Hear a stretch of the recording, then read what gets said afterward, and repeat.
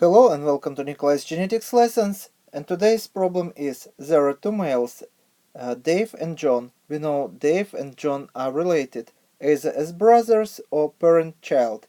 Can we use genetics to work out their relationship? Few days ago I already posted a video that might help you to answer this question.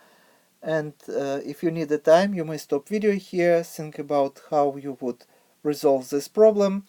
And when you would be ready, you can run video again and you can compare your answer with my answer and explanation. So first of all, let's build pedigree of two variants of this family. So the first variant would be, so circle stands for the female and square stands for the male. So this couple has a boy, and father can be Dave and son can be John. So this is one variant of relationship. Another variant of relationship would be he is a mother, he is a father, and this couple has two children, both of whom are males, and one child can be older than another. One would be Dave, another would be John. So two people of our interest can relate as father and child, or they can be two siblings.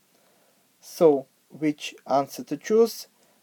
And actually, if you think about this relationship, you would know that this child would get 50% from 50% of the genes from mother side and 50% of the genes from the father side. So this child here would share 50% of the genes with his father. Now let's consider these two siblings, and once again, for example, this child would get 50% of the genes from the father side and another 50% of the genes from the mother side. And this child also would get 50% of the genes from the father side and 50% of the genes from the mother side. That means that these two full siblings would share 50% of their genes. They would share 50% of the genes from the mother side and 50% of the genes from the father side. So both of them would have 50% of the same genes. And here on this picture we also see that father and son also would share 50% of their genes. So how we can find whether in our problem two people related as father and son or as two siblings? And actually this is easy to tell if we would consider this picture. And this picture demonstrates fertilization moment. Spermium penetrates egg cell, and as you see, spermium is hundreds times smaller than egg cell, because egg cell has a lot of nutrients that embryo would need in order to develop, but as you see, spermium contains only DNA. Spermium also contains a little bit of mitochondria in order to move, but when spermium penetrates egg cell, it sheds this part of a tail, including that part that contains mitochondria. So inside of the egg cell penetrates only head part that contains only DNA. So any child, if we consider this child or these two children, would inherit 50% of their DNA from the mother side, 50% of their DNA from the father side, but they would inherit mitochondrial DNA only from the mother side and not from the father side. And this would give us an answer if Dave and John would have the same mitochondria. That means they're siblings. If John and Dave would have different type of mitochondria, that means that they relate as father and son. And one more comment. I know that many of you, probably while trying to solve this problem, were trying to resolve this problem through Y chromosome inheritance. And actually, can we use Y chromosome in order to solve this problem or not? And actually not. So, for example, if this would be genotype of the father, and here is the Y chromosome, and here is the genotype of the mother, for example, here on the side, 2 X chromosomes. And if we build a Punnett square, as you see, the inheritance would be as follows.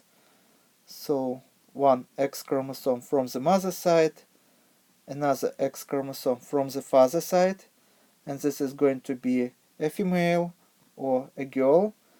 And here we have X chromosome inherited from the mother side and Y chromosome inherited from the father side.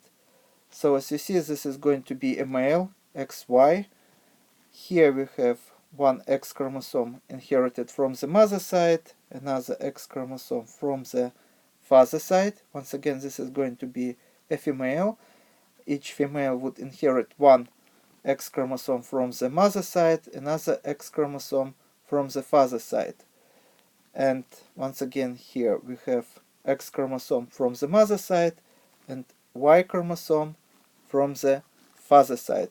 And as you see, 100% of the males would inherit Y chromosome from the father. So, if we would use this example, these 2 boys would inherit Y chromosome from their father, and in this example, this boy would inherit Y chromosome from his father. So Y chromosome wouldn't help us to answer this question, because in both examples, in this variant when we have 2 siblings, and in this variant when we have relationship as father and son, we would see the same Y chromosome in all male progeny and the father. So only mitochondrial inheritance pattern would be different between 2 siblings and father and son, because this male here would get his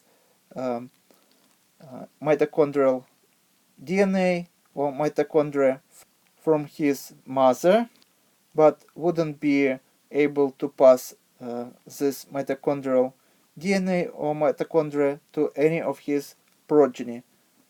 Only female can pass mitochondrial DNA to her progeny, to both male and female progeny, but only female progeny would be able to pass it on to the following generations, but not her male progeny.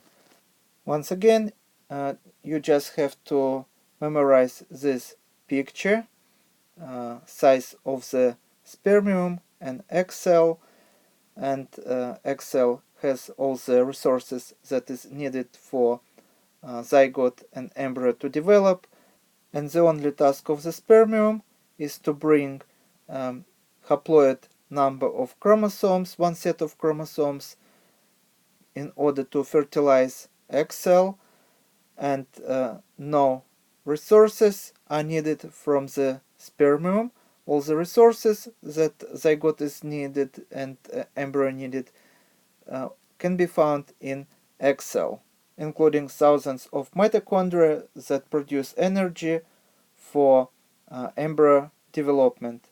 And mitochondria always have maternal inheritance and not paternal. And this is all for today. Thank you for your attention. Please subscribe for my new videos that I post almost every day. Thumbs up if you like this video. Please write your comments, questions if you have any.